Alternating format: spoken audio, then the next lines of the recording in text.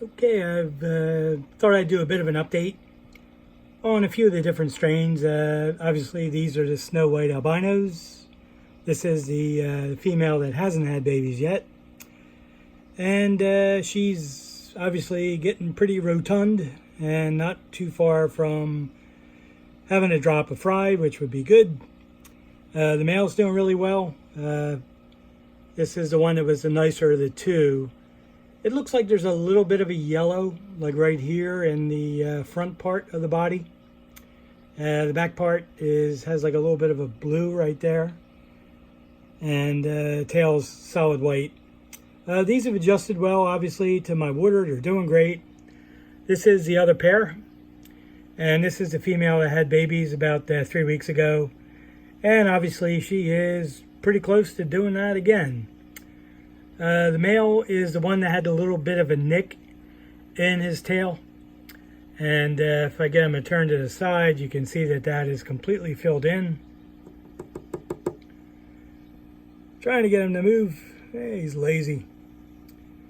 So this one's grown into really nice color. And we're really very happy with this strain. They're really beautiful.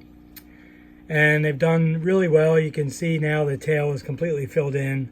The dorsal is getting a little bit longer, which is good. Ideally, you want to have the dorsal go about 1/3 of the way into the tail. It's not quite there yet. Same with this one. He's getting there, but not quite yet. And these are really beautiful. I'm very happy with these. And hopefully I'll have quite a few more soon out of these two females. And I can also give you an update on the babies that this one had a little while back. Let me splice that in next. And these babies are doing really well. They're still in the small tank. I have to move them into a larger tank. These were born on February 7th. So I really should have moved them about 2 weeks ago. Anyway, they all are doing excellent. I haven't lost one yet. I have a flashlight over top so you can get a good look at them. Obviously, every one that came out was an albino. I think when I counted them, there was around 22. So this one may already be getting a gravid spot, which is kind of how you start to spot these male from females early on. But I'll have to get these into a 10-gallon tank within the next couple of days. I gotta free up another one because I really can't set any more up. But these are beautiful, all very healthy, obviously all really nice and fat. They're eating the live baby brine shrimp. I feed them once a day, and then I feed them my food that I mix up. I give them either 1 or 2 feedings of that, and it's a very high protein, high density food. And let's see if I can get a look at it there.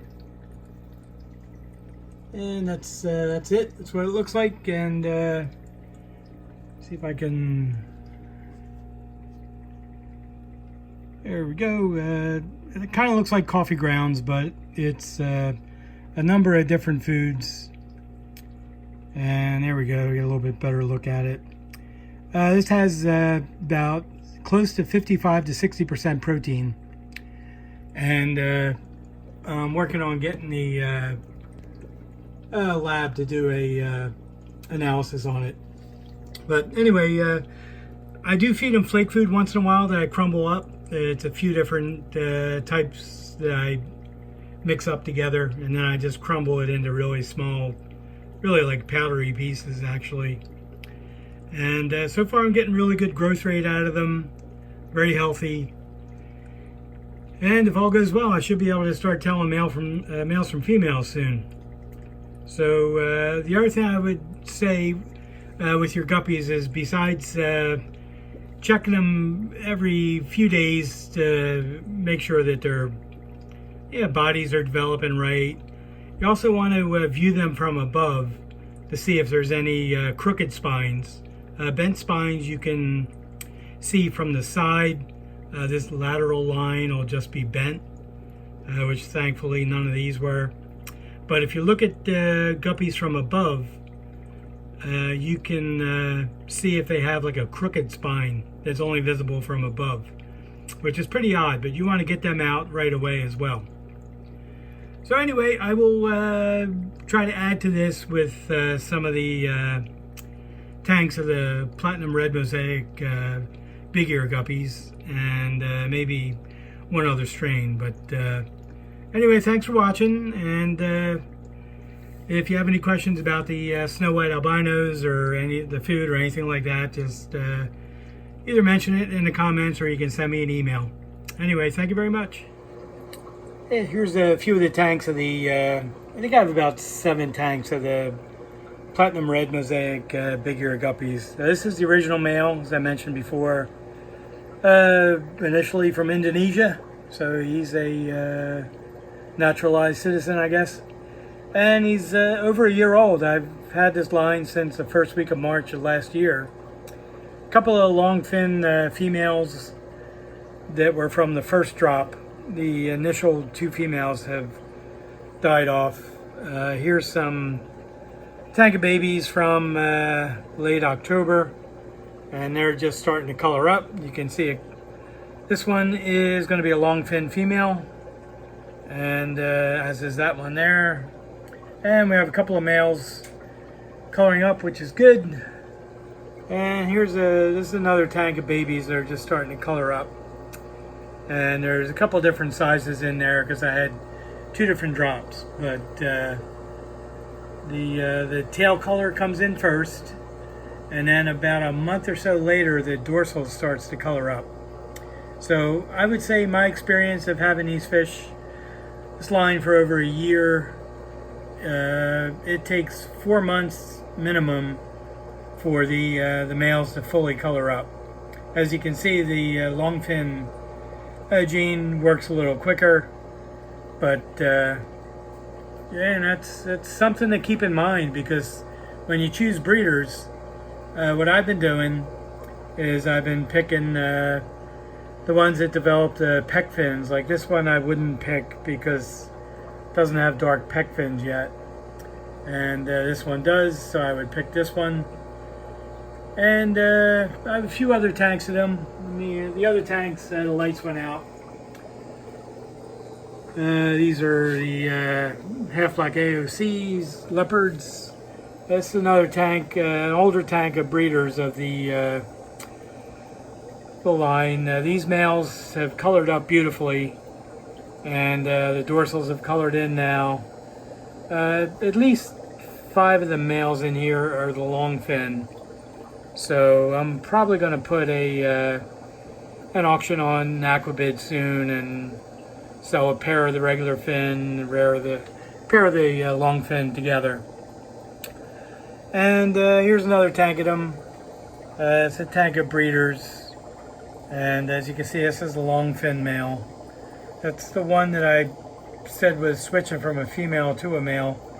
It's got obviously a very big body, and starting to get the male coloration now. So it's going to be a strange fish, but probably a really pretty one. And these are starting to get a little bit longer dorsals, which is good. They don't get dorsals as long as most of the American strains. It's more like a thumb type dorsal. And I haven't had any variations with this line. Every single fish that's come out has been a Platinum Red Mosaic big ear guppy. So I'm very happy with them. And there's some more younger ones that are growing out. And anyway, it's a very good line. The males are absolutely stunning.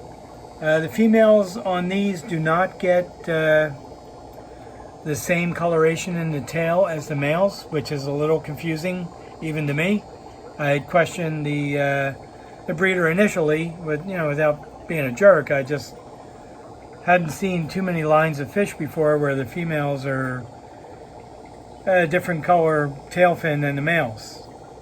But he explained that's apparently there must be something with the some of the genes that are carried forward from the females by having a different color tail.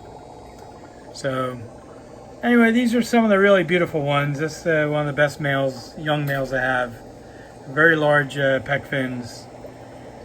Same with this one, but that one's a long fin, so that's not too useful for breeding. Same with that one.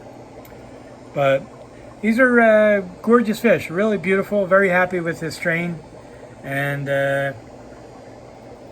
probably try to expand one more tank of them. I'd like to set up one more tank of breeders, and probably split this tank down a little bit. But anyway, thanks very much for watching. I appreciate it.